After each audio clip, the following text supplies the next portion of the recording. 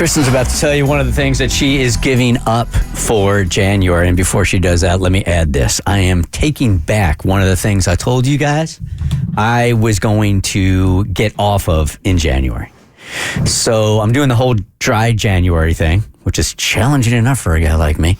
But I'm also, my doctor has me on this detox because I told you guys a while ago, like my mercury levels are through the roof, mostly because I eat salmon 9 times a day, through the roof. And I got some chemical things going on in there that I'm trying to detoxify. So it's like a really strict diet, right? For the next 28 days. And I think I start next week.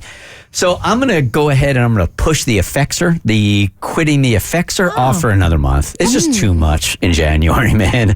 And I already get cranky during this show in the 9 o'clock hour because I'm tired. I'll be a real bitch giving up all that. You know who appreciates this the most? Tommy. I thought of that, right? It's just too much. Gotcha. You know, I do think that sometimes you can get caught up in your New Year's resolutions because you put so much on your slate that when you fail at one, then it's like dominoes and you're like, I've already messed it up. So I don't want to make that mistake. It's great to be ambitious, but you don't want to be overly ambitious to the point that you end up screwing yourself. Yeah, and the things that I'm taking off my plate are literally mood changing. Yeah. Not drinking, which I'm really feeling great about, but now my diet's going to change, which can also, make you kind of cranky. And then testing the Effexor out this month, forget it. I'll start doing that in February. All right, sounds good. All right, so for you. Yes, I am going to eliminate something from my life, but before I did that, I wanted to talk to a professional.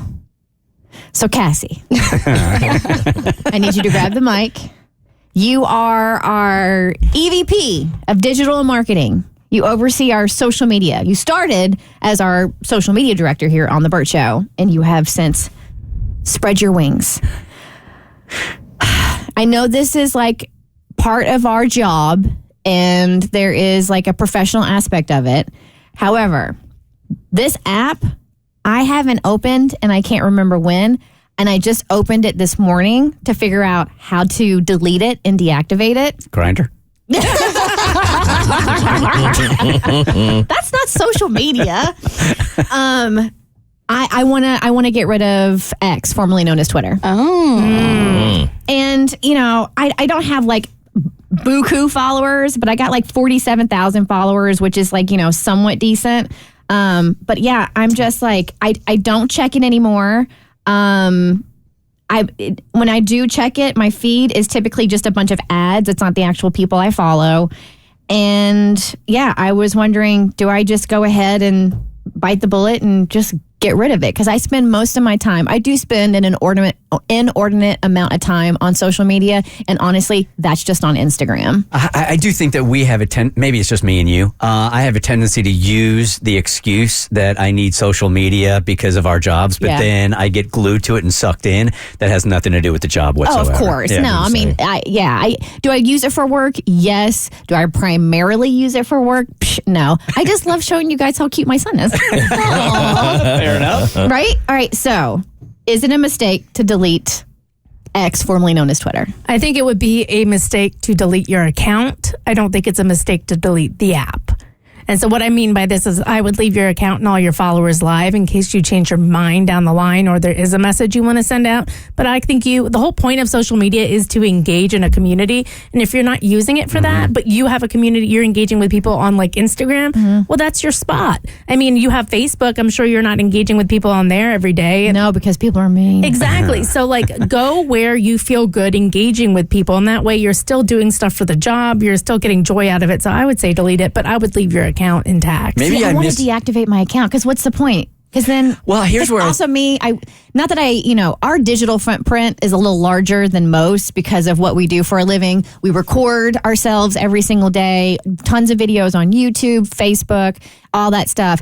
So I feel like I have a little bit of control of what my digital footprint is. So if I'm going to delete the app, I just want to I don't want it to be there. Here's the thing about the only reason why I haven't deleted X, Twitter, whatever you want to call it, is because to me, if it's like breaking news, that's the place that I go to just for that. But it doesn't have really anything hardly to do at all with interaction anymore. And that's where I used to get my breaking news, and I don't anymore. I get it from Instagram. Well, there you go. Then you don't need it at all. Yeah, I only use X to get information too at this point. I don't use it for anything else, just to see what's going on with the world and to bring that to work. So my thing is, I understand what you're saying. It's for the account. Like, say down the line, you've talked about wanting to write a children's book, or maybe you want to do fundraising for Bert's Big Adventure. You have a platform with built-in followers, and that can only be useful to you down the line. Into it. Well, I'm saying you can have the best of both worlds. You can just not use it anymore. You could even throw up a message like, "Hey, find me on Instagram at Chris Kling," and then delete the account so you can't access it anymore. But then if down the line you're ever like, I need to go on Twitter for something, you can re-download the app and your stuff is still there. So you can take yourself out of the loop without erasing yourself. Well, also the algorithm feeds into the things that you interact with. So if you haven't been on Twitter or X, whatever you want to call it. It's literally been a month. Like, I opened it today to figure out how to deactivate my account. Do you feel like you missed anything? No.